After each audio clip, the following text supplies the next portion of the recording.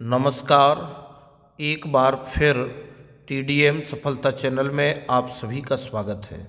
आज की इस वीडियो में कक्षा 10 गणित NCERT पैटर्न पर आधारित 2024-25 के सिलेबस के अनुसार हम चैप्टर 12 पृष्ठीय क्षेत्रफल और आयतन, तो इस अध्याय के प्रश्नों का हम निरंतर अभ्यास कर रहे थे। तो आपने प्रश्नावली 12.1 के 3 प्रश्नों तक प्रश्नों को हल कर लिया था। तो अब आज हम आगे प्रश्न क्रमांक 4 से हल करना प्रारंभ करेंगे। तो प्रश्न क्रमांक 4 में पूछा गया है कि भुजा 7 सेंटीमीटर वाले एक घनाकार ब्लॉक के ऊपर एक अर्धगोला रखा हुआ है। 7 सेंटीमीटर भुजा वाले एक घनाकार ब्लॉक के ऊपर अर्धगोला रखा हुआ है। अर्धगोले का अधिकतम व्यास क्या हो सकता है? इस प्रकार बने ठोस का पृष्ठीय क्षेत्रफल ज्ञात कीजिए। तो हमें पृष्ठीय क्षेत्रफल ज्ञात करना है। तो इसको ज्ञात करने के लिए हम किस तरह से प्रश्न को हल करेंगे वह आप इस वीडियो में देखें। तो देखो, जब हम चौथा प्रश्न हल करेंगे, ये आपका एक घनाकार ब्लॉक बना हुआ है जो कि 7 सेंटीमीटर वाले। तो इसमें आप लिखेंगे सबसे पहले, चूंकि अर्धगोला जो बना हुआ है यह घन की ऊपरी भुजा पर स्थित है, तो इसलिए अर्धगोले का अधिकतम व्यास, यानी जो अर्धगोला बना हुआ है, इस अर्धगोले का जो अधिकतम व्यास होगा वह घन की दी गई भुजा के बराबर होगा।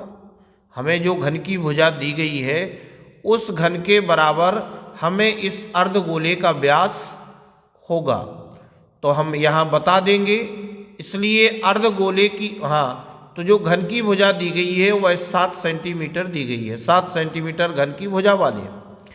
तो अर्धगोले की जो त्रिज्या होगी R बराबर 7/2 सेंटीमीटर। अब आगे, और घनाकार ब्लॉक की भुजा बराबर 7 सेंटीमीटर। ये हमें प्रश्न में इतना दिया गया है। अब आगे हम क्षेत्रफल निकालेंगे। तो घनाकार ब्लॉक का संपूर्ण पृष्ठीय क्षेत्रफल, जो घन बना हुआ है, इसका हम पृष्ठीय क्षेत्रफल निकालेंगे। तो घन का संपूर्ण पृष्ठीय क्षेत्रफल होता है 6 गुणे भुजा स्क्वायर। तो हम इसमें मान रख देंगे 6 गुणे 7 गुणे 7, तो गुणा कर देंगे। तो 6 7 42, 42 7 294 वर्ग सेंटीमीटर। और गोले का वक्र पृष्ठ, अब चूंकि इसमें अर्धगोला बना हुआ है, तो गोले का जो वक्र पृष्ठ होता है वह होता है 2 पाई R स्क्वायर। अब चूंकि अर्धगोला है और घनाकार ब्लॉक पर बना हुआ है, तो घन का तो हमने संपूर्ण पृष्ठीय निकाल लिया है। तो इसका जो वृत्तीय क्षेत्रफल है इसको हम क्या कर देंगे, माइनस कर देंगे। तो हमें मिल जाएगा गोले का केवल वक्र पृष्ठ। तो 2 पाई R स्क्वायर में से जब हम पाई R स्क्वायर कैंसिल कर देंगे तो हमें मिलेगा पाई R स्क्वायर। अब इसमें हम मान रख देंगे, पाई का मान 22/7 गुणा R का मान 7/2 गुणा 7/2। चूंकि इस पर स्क्वायर लगा हुआ है तो 7 से 7 कैंसिल कर दिया, 2 से 11 दूनी 22, 22 को काट दिया। अब ऊपर है 11 और 7, तो 11 7 77 और नीचे बचा 2। अब हम 2 का भाग देंगे तो 38.5 वर्ग सेंटीमीटर। अब हम नीचे उत्तर में बता देंगे। अभी हम लिखेंगे, अब ठोस का पृष्ठीय क्षेत्रफल, जो हमारा ठोस है, इस ठोस का पृष्ठीय क्षेत्रफल क्या हो जाएगा, 294 प्लस, यानी कि जो हमने संपूर्ण पृष्ठीय क्षेत्रफल निकाला था 294, और गोले का जो वक्र पृष्ठ निकाला है 38.5 वर्ग सेंटीमीटर, जोड़ दिया तो आ गया 332.5 वर्ग सेंटीमीटर। अब हम उत्तर में लिख सकते हैं, अतः ठोस का पृष्ठीय क्षेत्रफल 332.5 वर्ग सेंटीमीटर है तथा अर्धगोले का अधिकतम व्यास 7 सेंटीमीटर है। इस प्रकार से आप इस प्रश्न को हल कर लेंगे। अब आगे 5वां प्रश्न दिया गया है कि एक घनाकार ब्लॉक के एक फलक को अंदर की ओर से काटकर एक अर्धगोलाकार गड्ढा इस प्रकार बनाया गया है कि अर्धगोले का व्यास घन के एक किनारे के बराबर है। शेष बचे ठोस का पृष्ठीय क्षेत्रफल ज्ञात कीजिए। तो हम इस प्रश्न को किस प्रकार से हल करेंगे देखते हैं। तो अब आप देखेंगे इस 5वें प्रश्न के हल में कि एक घनाकार ब्लॉक बना हुआ है और इस घनाकार ब्लॉक के अंदर से ही एक अर्धगोलाकार काटा गया है। तो घन की प्रत्येक भुजा समान होती है, तो घन की प्रत्येक भुजा ए और ए, और इसका जो व्यास होगा अर्धगोले का वो भी ए होगा, तो इसकी जो त्रिज्या होगी वह a/2 होगी।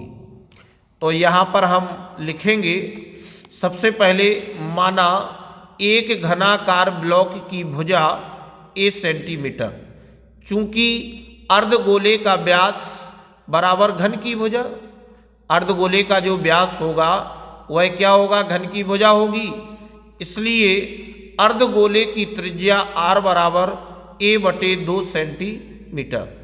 हमने त्रिज्या निकाल ली।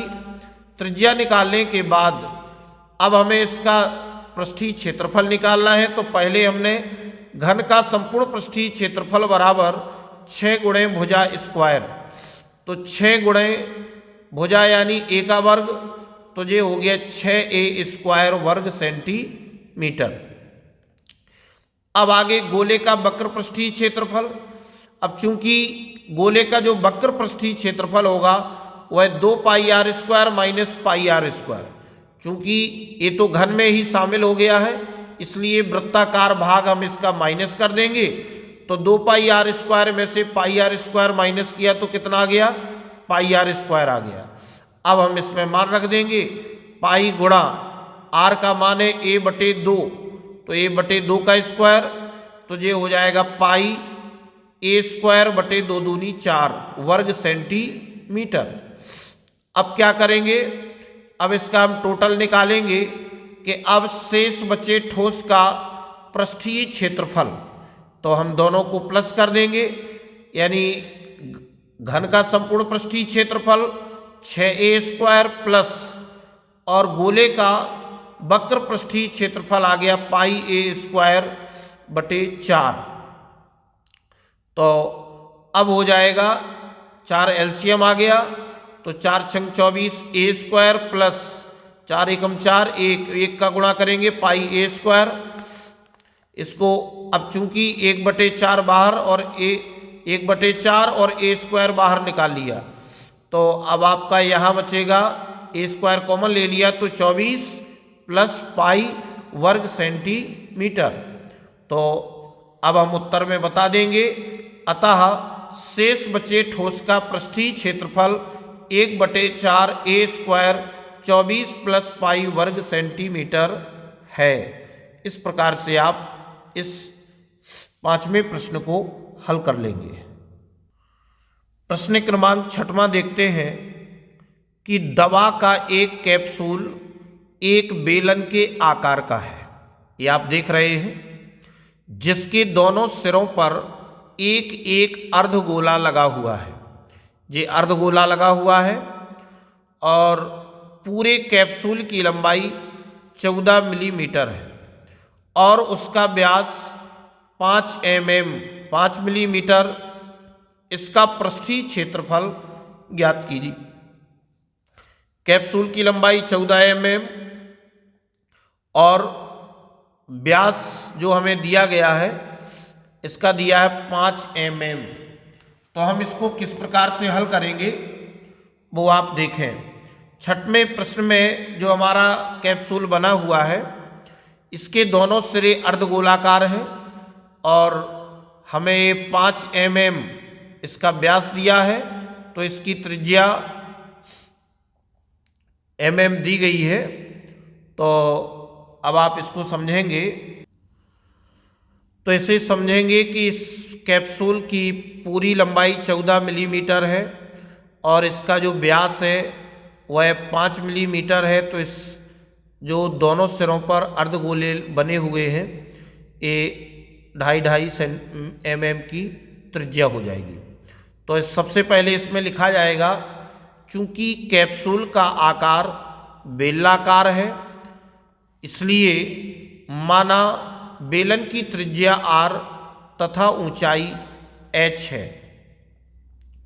चूंकि इसके दोनों सिरों पर अर्धगोले स्थित हैं जिनका व्यास 5 मिलीमीटर है, त्रिज्या r बराबर 5/2 बराबर 2.5 मिलीमीटर, इसलिए बेलनाकार कैप्सूल की ऊंचाई h बराबर, जो बेलनाकार कैप्सूल है इसकी जो ऊंचाई होगी वह अब चूंकि बेलनाकार इसके दोनों सिरों पर जो त्रिज्याएं हैं वह 2.5, तो इन दोनों को जोड़ करके हम 14 में से माइनस कर देंगे तो हमें केवल बेलन की ऊंचाई मिल जाएगी कि आखिर बेलन की कितनी है। टोटल हमें 14 दिया गया है, तो 14 माइनस 2.5 प्लस 2.5, तो h बराबर 14 माइनस 5 बराबर 9 मिलीमीटर।